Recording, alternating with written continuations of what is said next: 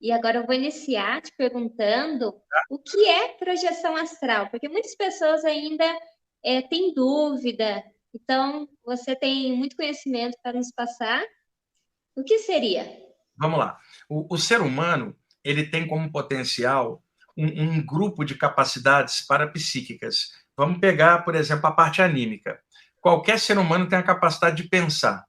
Qualquer ser humano tem a capacidade de expressar emoções. São capacidades da pessoa. Independe de raça, cultura ou sexo. É o potencial latente humano.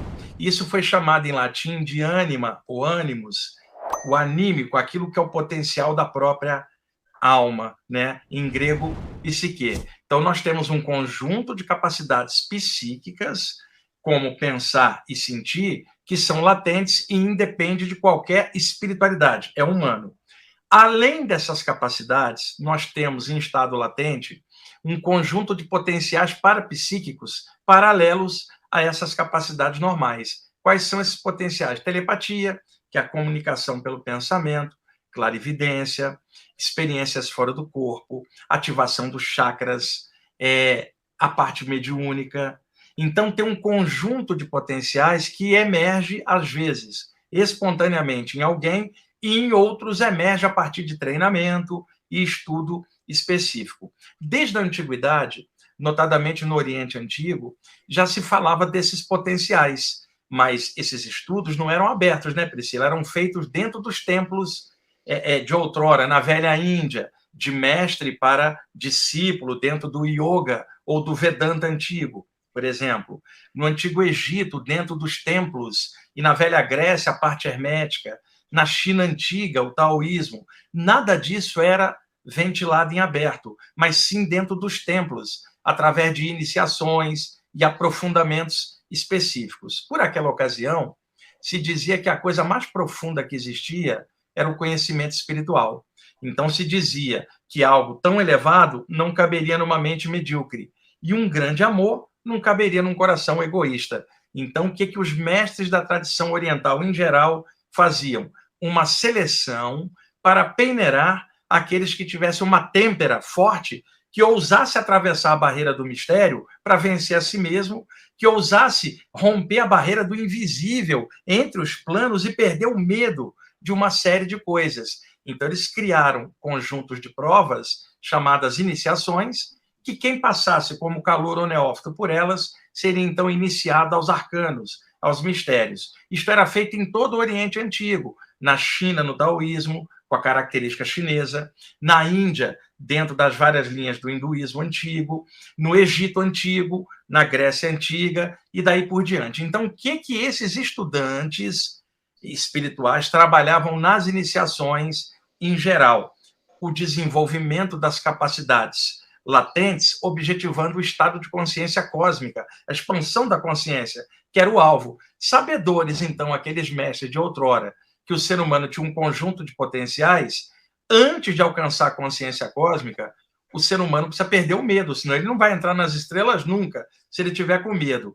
E o maior medo que tem é o medo da morte, que é atávico, e o medo do invisível. Como é que alguém poderia avançar, Priscila, com medo? Por exemplo, está no escurinho e tem medo de algo que está no escuro. Como é que ela poderia avançar e vencer o grande medo dela se ela não vence nem os pequenos medos? Então, levantava-se o véu desses pequenos mistérios para a pessoa ir atravessando e vencendo o medo da morte, o medo do invisível, e para isso ela tinha que desenvolver suas capacidades. Por exemplo, como é que você vencia o medo do invisível? Entrando no invisível, indo e voltando, que era a saída do corpo. Como é que você trabalharia o medo de espíritos? Entrando em contato com eles cara a cara, seja na saída do corpo ou na mediunidade.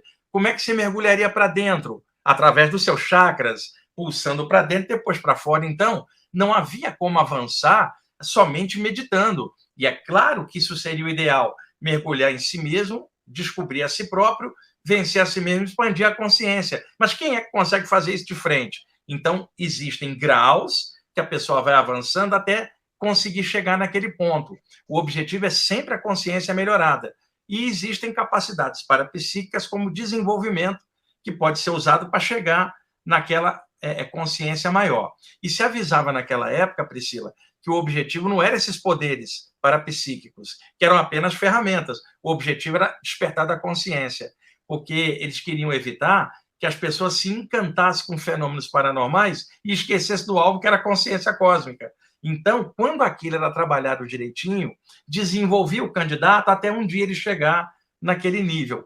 Uma das capacidades que se desenvolvia naquela ocasião eram as experiências fora do corpo, onde a pessoa deitava, entrava no estado de sono, onde o metabolismo cardiorrespiratório relaxa e as ondas cerebrais relaxam. Isso afrouxa os laços energéticos que prendem o campo espiritual ao campo humano, propiciando uma soltura temporária da parte espiritual para fora da parte carnal. Então, isso foi chamado, lá atrás, no ocultismo já ocidental, de projeção astral. A palavra astral vem do latim astrum, estelar.